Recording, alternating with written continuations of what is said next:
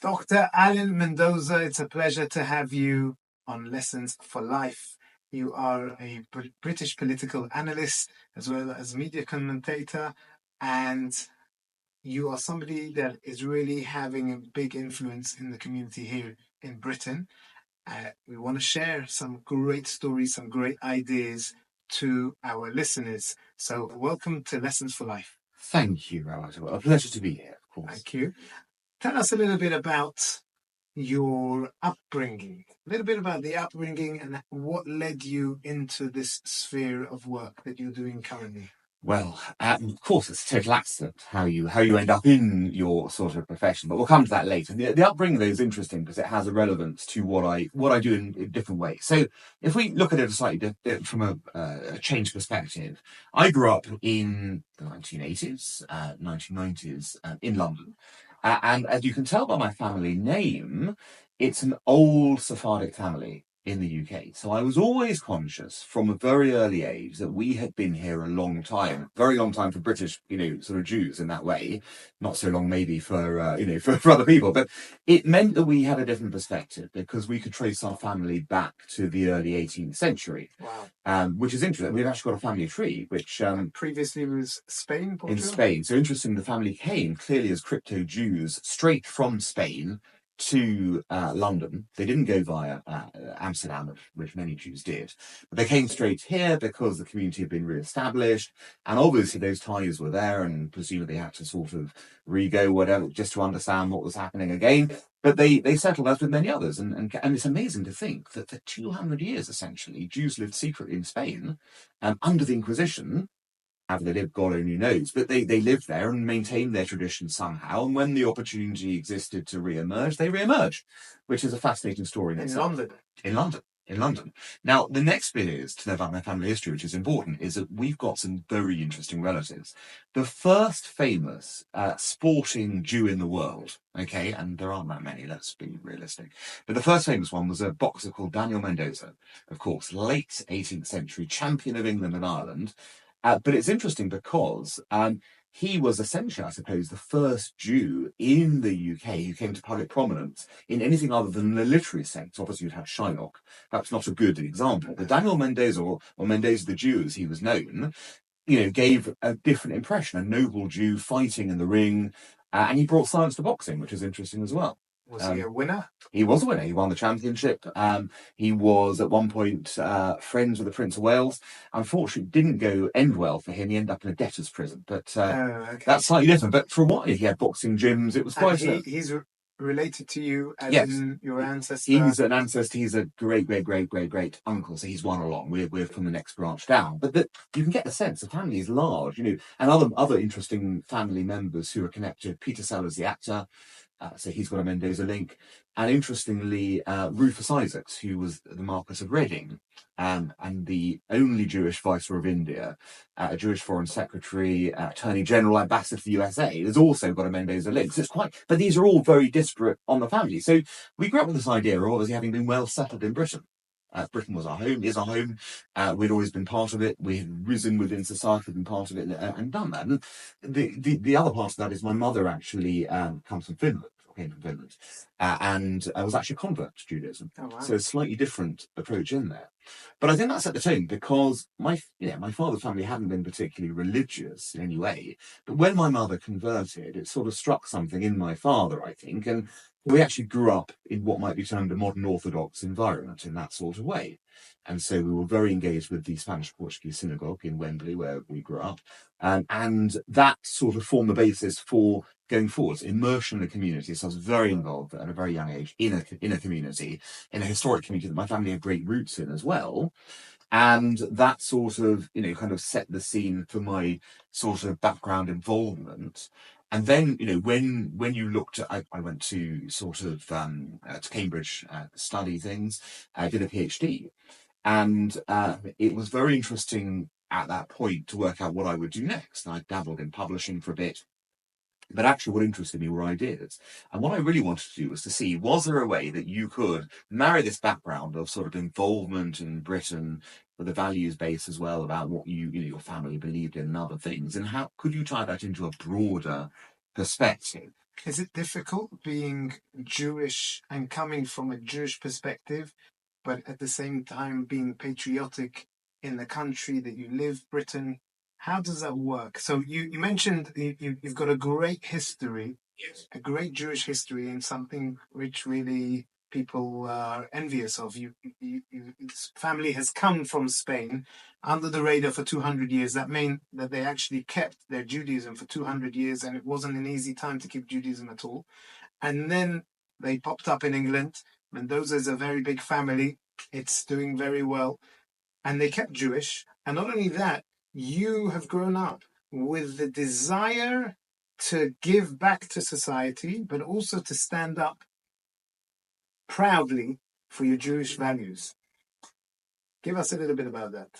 So I don't think there's any consistency. The point is, there's not a fight between these two issues. My, if you like, my political perspectives, my values-based perspectives, and my Jewish perspectives all align. There is no fight between them. It's not as if I'm going, Jewishly I'm thinking this, but Britishly I'm thinking that, and how do I reconcile the two? I think the reality is, if you look at Britain as a society, it is based fundamentally on Judeo-Christian values. That is the basis of what we have as a nation established.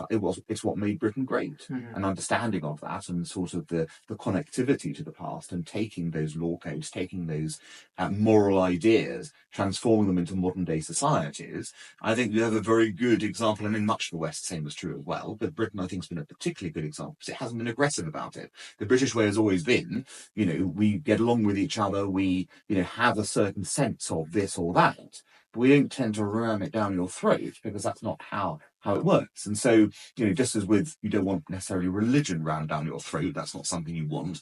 I've always found you come to things in your own way. You find a balance within yourself as to what you think is important in your own personal views and in your public views as well. The same thing tends to happen. And so for me, there's never been a conflict. And I think it's interesting. If you look at the Jewish community as an example of integration into the UK, I think they've been brilliant over the centuries of doing that.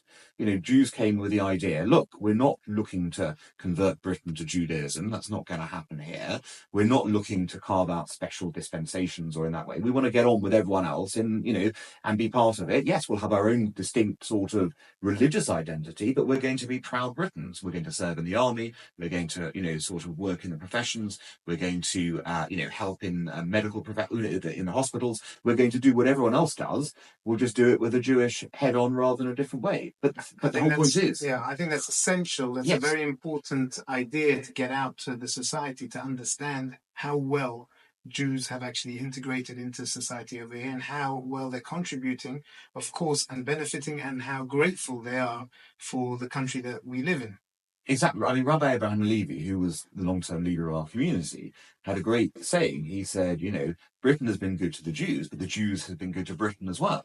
Because think of the number of Jews who have, kind of done all these things for the country, had worked and brought innovations, enterprise. Think of the great retail stores, the businesses, the lawyers, the judges, the politicians, the doctors, and in local communities at far less levels as well. This is not just a top-up thing. This is also bottom-down, people getting involved, from the lowest to the highest, being engaged in their local communities and making a change and transformation. And tell me, a young boy or girl that's growing up, a Jewish boy or girl that's growing up here in London, what kind of message can you give to them? They're thinking a little bit about politics, not politics. Does it really work? Does it really work? Is the system working, number one? And number two, can you actually influence the system for the good? Or is it all lost that people have, I can't be bothered anymore with politicians. Their vote is a waste of time. They don't really believe in it. So, since you're asking two different questions, I mean, does politics work? Yes, is the answer. Because how do you achieve systemic change in a society in a Western liberal democracy? You can only do it through politics. Ultimately, give us an example. Well, an example. Well, what I'm talking about that is, if you look at legislation, the way to change things is you put legislation in, the government does something or Parliament does something, and then you get the transformation. It can be large or small. In that setup, that's how you get things changed. Ultimately, even protest. The whole point of protest in this country is to get things changed at the parliamentary governmental level, which is an acknowledgement, therefore, that politics ultimately does work. Now, does that mean the system is working? That's a different story. And I think, we are seeing, some of the problems within the political system, which is now, kind of sending very strange results out when you're seeing elections and people going, well, we tried that lot, they didn't work, this lot isn't working either, maybe that, the third lot will be the best, outcome. I think people are looking now, aren't they, for answers. They're looking for answers for, a sense of a world that is in an uneasy place right now. And if we look at the world, and this is the other interesting part, we are now in a totally different era to the era from, say, 20 years ago, 30 years ago, when we were looking, it was all such, smooth sailing. It was the end of history. It was the inevitable rise of liberal democracy worldwide. The West would be the preeminent, power forever. Globalization. All these things, look normal. And now we're in a very uncertain place. All the things we thought we knew have been turned on their head. Ancient enemies have re-emerged, new enemies have appeared, the system is breaking, and people are looking for answers. The Jewish view is, the reason is because God is showing his face. He's saying, don't believe only in yourselves, because if you just believe in yourselves, society, there's a turnaround. So that's why the world is round. Things go up, things go down. Things do go up and down. It says in Parshat Ha'azinu that the Am Yisrael, they became full and fat. And when you become full and fat and everything's going rosy for you, then you kick. They kick God. Then we don't need God. So God sometimes puts things upside down and shows us actually this guy's not amazing. This guy's not amazing. He's in charge. Lev melachim biyad Hashem. It says like the heart of the kings is in God's mind, as we can see. Sometimes people say, okay, this president's going to be good. And then you see he might not be good. It's prime minister, etc. But we can only try. We pray, obviously, that everybody is good, but we can only try. But now, if you have somebody that's young, and they look to you and they say, listen, is it worth my while going for this? What is your message to them? And the answer is definitely yes, because individuals can make a big difference. And people who never thought they could make a difference Do you have any personal ideas, examples? My organisation, the Henry Jackson Society, would not have existed if me and a few others had not decided at one crazy point to go, oh, we really feel strongly about these ideas, let's turn it into a think tank that can influence policy, basically. And if we as 5 or 6 individuals hadn't done that, it would never have existed. And over the last 20 years, because it's been going 20 years, would you believe, we can show you examples in legislation around terrorism, around extremism, which we have influenced the government on. We have seen big changes, like, for example, the removal of Huawei from the 5G network in the UK, which occurred because of a big campaign we ran and probably wouldn't have happened without us in that way. And many other points. I mean, I've annoyed Russia and Iran so much that they've sanctioned me. So there's a great. So again, it shows what the things we're doing have had an impact in that way. Of course you can make an impact. You've just got to believe. You've got to believe you can make that impact, and you've got to then understand the system. You can't make an impact if you go into the system railing about breaking the system. It's you're going to change it fundamentally. You're not going to change this. The British system's been around for a long time. You've got to understand how to work within it to achieve sometimes radical ends. And there are great examples of that. Probably the best example of that was Margaret Thatcher. Margaret Thatcher had very radical ideas that would probably not have been considered either 10 years before or 10 years after, had there not been that particular moment where she was able to seize the opportunity and her ideas in the moment matched. But there was one crucial element. She had to have the personality and the belief that she could and would make the change that was fundamental in this country. And so that tells you that individuals can certainly make a difference. I mean, circumstances have to match, but you've got the ability to do it. So any young person out there who wants to make a difference, find the place you feel you can actually do something. Don't ignore it. Run with that, and then be the person who actually works towards the change you want to make in society. I think that's fantastic. And tell me, trials and tribulations, obviously, along your path to gaining to set it up, the Henry Jackson Society, to be part of the political system. Do you have anything in mind that was a difficult moment in your life where you had to decide, or you needed to overcome certain difficulties in order to get to where you are?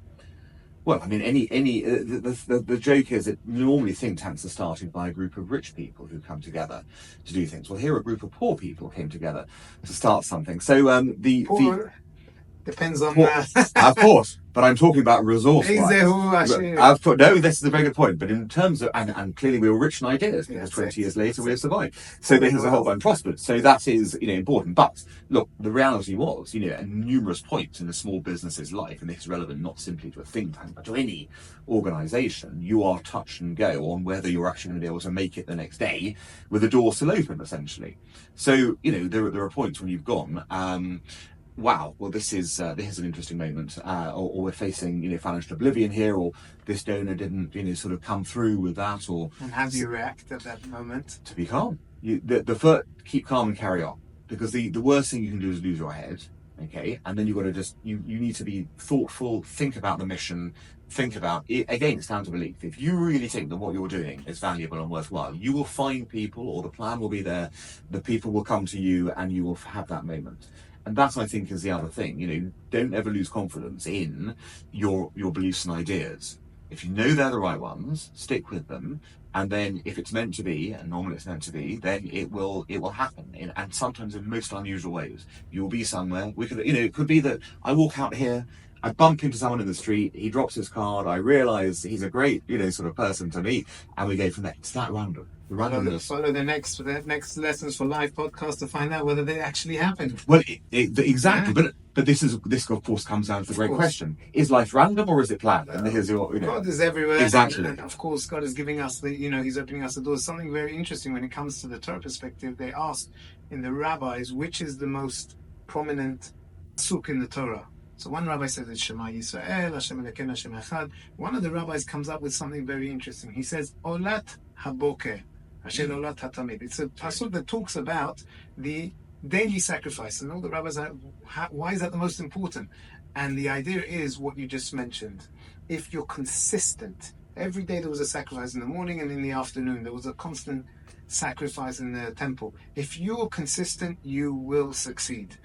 But God will chuck stuff at you in the meantime. There'll be trials and tribulations, and I like the idea of obviously being calm and collective about making the decisions and pulling through. So that's really fantastic, and we can see the outcome in front of us, because obviously you've had a massive impact on British Jewry. Where do you think you want to go going forwards? What kind of achievements what's left to achieve? Well, sadly, I thought I could retire after 20 years because the world would be solved. There'd be, the lion had was been to. Did you really think it's solved? That. No. But no, I think the situation is, it's interesting. We are, I hate to say it's more of the same, but it's more of the same. If you look at the challenges in the world today, as far as we see it, from the perspective of the Henry Jackson Society, you've got here assaults on freedom, okay, at home and abroad.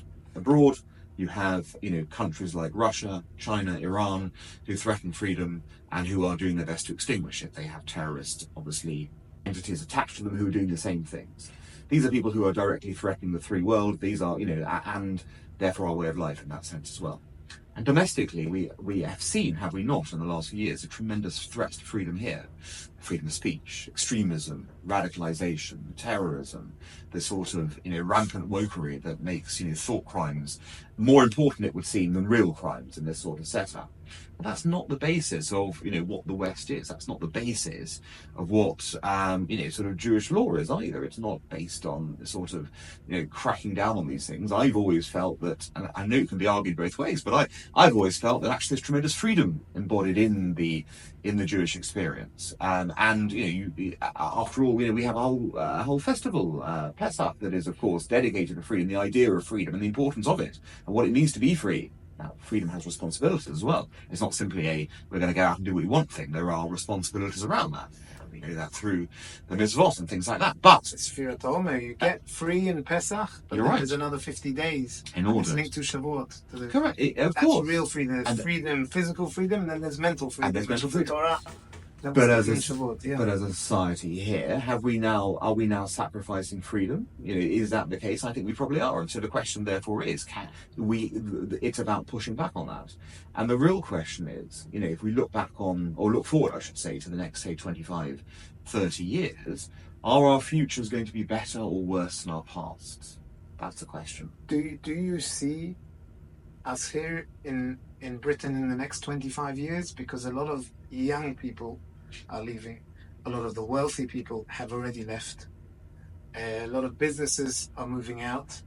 It's a tough time at the moment, but I know that obviously there's downturns and upturns, but I don't think in my experience as a rabbi and looking around and hearing different perspectives from many different people, from businessmen to doctors to nurses, I don't think I've ever hit such a downturn in Britain for a Jew, number one, and for any person because of the lack of economics that are going on over here at the moment. What is your perspective as a Jew? What would you advise? So I like the fact you actually did mention everyone as well as the Jews, because I think it is a mistake to look at this as a Jewish issue. Definitely everyone. It's the cost of life crisis. Correct. It's going up. So, and it's about the future of the country and whether we think the country's broken or not, whether we think, issues like immigration are going to be resolved, whether we think you said when it comes to politics, you had conservatives. Unfortunately or fortunately, depending on who you vote, we have different listeners.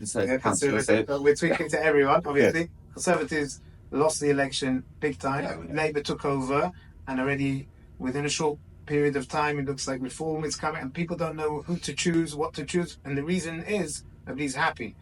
And to be honest with you, they didn't really inherit such a great economy and government because it was a big mess since Brexit. People and the whole world is going into a deglobalization.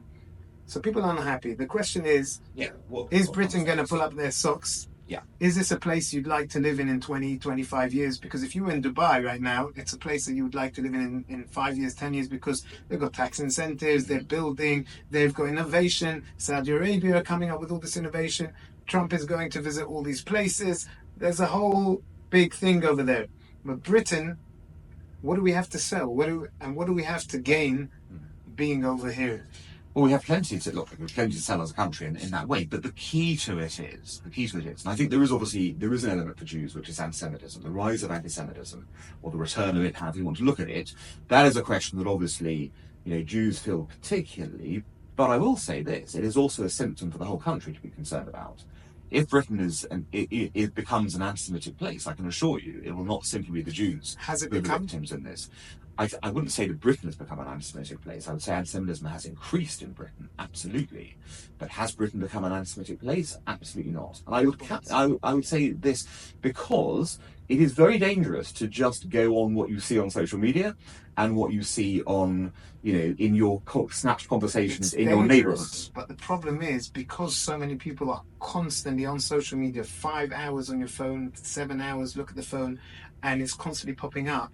It's not like the olden days where you had a TV in BBC One, 2, and then you had ITV, and it's constantly being pushed at the younger generation. Yes. And my fear is they're the younger generation, they're coming through as the future doctors, nurses, lawyers, etc., politicians.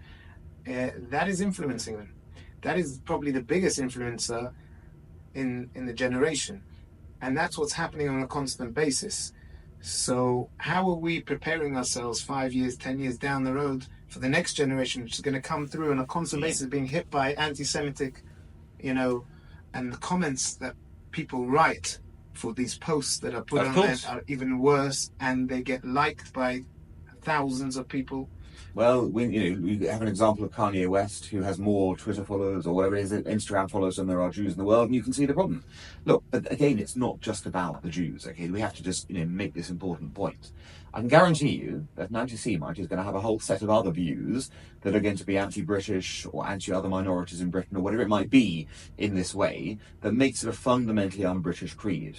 And we've seen already that when the British people are roused on a subject like that, they do tend to, react. Slowly, but it reacts. So a good example is Jeremy Corbyn. So all the anti-Semitism in the Labour Party in that period played very badly for Jeremy Corbyn in that election. It wasn't the determinant. I don't think anyone, in rural Britain went, oh, I'm not voting for him because he's an anti-Semite, or I think he's an anti-Semite. I think they went, there's all this sort of issue around him. He seems to be very un-British in many different ways in his views on all these things, and the anti-Semitism part is one of it. Mm-hmm. He's soft on it. He says he's not an anti-Semite, but he seems to be encouraging it.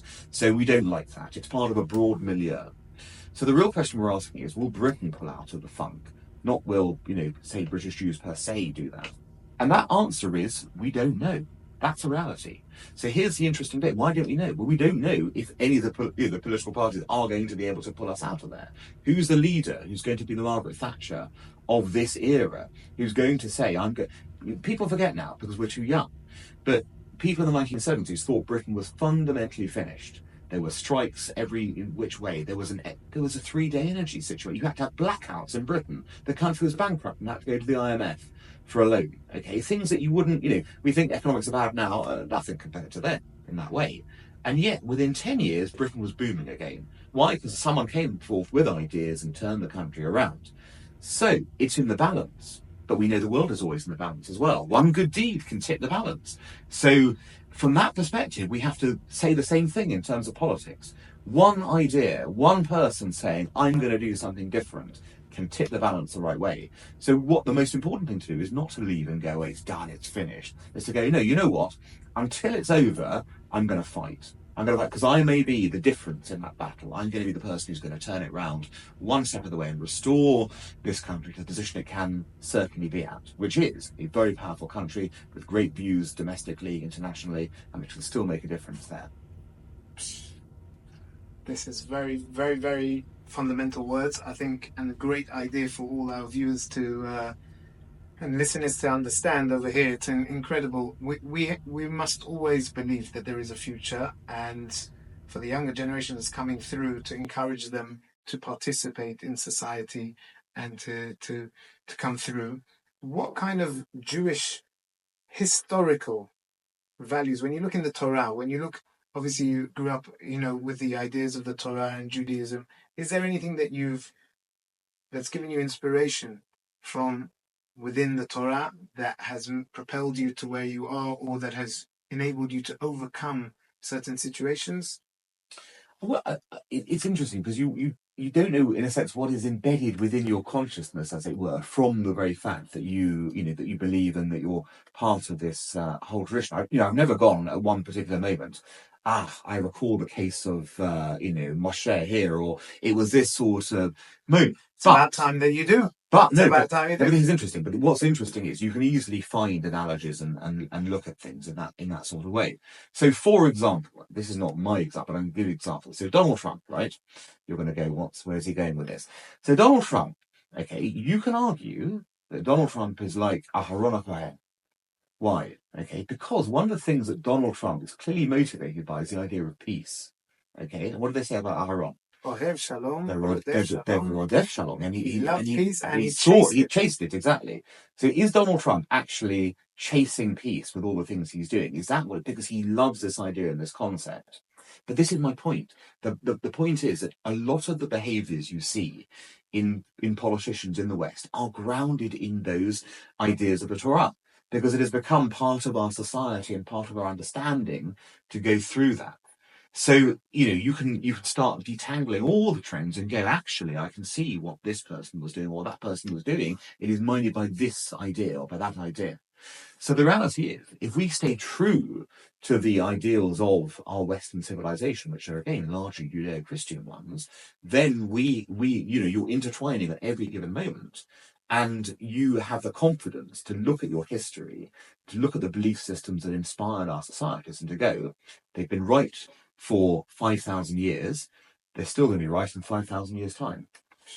And have you ever come across, you're on BBC, etc., when it comes to these kind of TV networks, such as the BBC, mm-hmm. Have you ever experienced any interesting stories where there's been anti-Semitism, or you can feel that there's a big political way against the Jews in any way?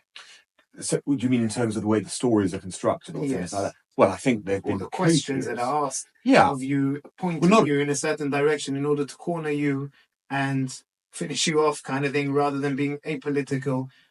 Oh, well, there's always bias in journalism. I mean, the idea that, look, journalists long cease to be neutral observers in these things. The BBC does have a bias problem. It's been, copiously chronicled. There have been 2 big reports about BBC bias just about the Gaza conflict. And in fact, we have also done reports on elements of what's gone on in Gaza that have not been reported by the press, which clearly show the press has an agenda. Yet you get protests on the other side saying that they're pro-Israel. Absolutely, because the other side will go, oh, you're not taking our point of view, etc. But what you have to do is be objective and look at, if you actually, sort of map the perspectives. The other side is saying Israel's a genocidal state, and if the BBC doesn't say that, then it's clearly pro-Israel in that way. But that's not the correct way to look at it, because Israel is not a genocidal state. There is no, legal bar that Israel's crossed. Yeah, you can say it's genocidal, but that's just your view. But there's no legal form of genocide that Israel's crossed. No even moral form of genocide that Israel's crossed. So if you're taking that view, you're setting the stall in the wrong place. You can't say that. You've got to take it back to the reality. Now, if you start from unreality, then sure you're going to find bias because it's because you're in unreality, not because the BBC is actually biased in that way. But in this case, what we're if you're looking at this example of the conflict and looking at where the BBC's been on this, they have been ignoring the reality of Hamas human shields, Hamas tunnels, Hamas using civilian infrastructure in this sort of way. They ignore all that and simply talk about, why the Israelis are killing civilians. Can you not monitor? Because sometimes I find that the questions that are being asked exactly push in a certain direction. The questions that are asked are basically questions where the interviewer asks the question in a way that when they finish their sentence, it encourages a person to go in a certain direction and answer in that way, basically, which is being against Israel. And if you monitor, which you can monitor, being part of a think tank, also the amount of times that BBC, for example, put out a story about the poor Palestinians, etc., and it's on their website, about 4 or 5 stories. But when there's a murderer in the West Bank that kills a mother and injures a few other people, that's like really low down, and it's a few words that are mentioned over there. Isn't there a way of bringing them to judgment and to understand that they are actually very biased? I would suggest that, we don't want to get into a game of, there were these number of stories. That's not the point. And look, we all know there is suffering in the Palestinian areas. We know that. But the reality of this is that you should be having a public inquiry as to the BBC's conduct during this conflict. Because the BBC, I think, has failed basic journalistic standards in terms of what it's done. And because of that, and because there is obvious and copious evidence for that point, it would be very sensible for the government to launch a public inquiry to go, this has caused huge upset. And you can say, all right. Is that something that you can push? It's something that I and many others should be pushing. If one person does it, it won't work. But collectively, I think there is a moment here that we should be, now that the conflict's sort of been going on for a protracted period of time, people can go and look at it and say, right, you know what, we do need a public inquiry. We need to understand what the BBC did, and crucially, it will prevent the BBC from marking its own homework, which it likes to do, which says we'll have an internal investigation. That doesn't solve anything. The reality is the BBC is funded by taxpayers. Okay, and as a result, it needs to be accountable to taxpayers. And the appropriate way to do that would be to have a public inquiry, open up internal BBC correspondence to see what people in the BBC were saying, because that will give you a better clue as to what has actually led to maybe these stories being prioritised rather than those stories. I think the day will come as everybody's day comes, and the world will see. The sad thing is, in the meantime, there's a lot of pushing. At the end of the day, all we want is peace, and we want there to be peace in the world. But there's all these political, far-reaching ideas that are being shoved down everybody's throat on a constant basis, and it's a sad thing and a sad reality that when we grew up in the olden days, and we were seeing what was going on in Rwanda, and we're seeing what's going on in the political world, and the breaking of the wall in Berlin and the Soviet Union, etc., and the incredible journalism that happened in those days, which seemed to us as kids, 50-50, has been completely destroyed. Yes. And people are seeing this is black and white. This is a joke at the moment, and therefore, as a rabbi, you'll excuse me, but I don't look at the news. It's much better not to look at the news and to be positive, because I get along with Arabs and I get along with the Hindus and I get along with everybody else. But the only problem is when you got the social media shoving it into your eyes on a constant basis, and the algorithm is there for you to understand hate, they're killing you, you're killing them, this or the other, it's not leading in a good way. I personally think that we should go via the Australian way, in where they ban social media up to the age of 16. That's something that should be pushed as a political thing, even as a Jewish thing, that no school should have social media. It will make them much more intelligent. They can actually focus on their work. And there's There is a movement. Parents not giving children smartphones. It should be government. This is what I'm saying. This is what the new government needs to be coming up with, innovative ideas that they're not bringing to the table. This is a big game changer in the world. Well, here's your problem. I mean, social media, you see, is of course regarded now as a public good in the economic sense, i.e., we should all have access to it, and it's generally something for our benefit. Well, it turns out that the companies behind social media, it's like a drug. It's designed to hook you into it so that you spend time on it and ultimately spend money on it. That's really the value of it. And the more atrocity stuff they can put on, or the more things they can trigger the emotional reaction in your brain, the more you're going to be hooked into it. And that is why, as you're quite rightly pointing out, people have been wrestling with the idea of how do we legislate to make sure that social media, which could have benefits, ends up having that benefit and not the losses. Whitewash ban under 16. Yeah, it's a possibility. It's a possibility. That's how it's going to be. But I think we're going to head in that direction, because you're seeing more and more people recognise that it is harmful to attention, it is harmful to ideas. I think everybody recognises the bridges between the recognition and actually doing something about it. That's our. And we haven't even got into AI yet. That's our. Yeah. We've not got into AI. Anyway, so we really, really have learnt a lot today. Thank you so much for joining us, Dr. Alan Mendoza. It's been a pleasure. We will be following you and the Henry Jackson Society, as well as all your incredible work. And you've given us food for thought, and we wish you a great week ahead. Thank you as well. Thank you.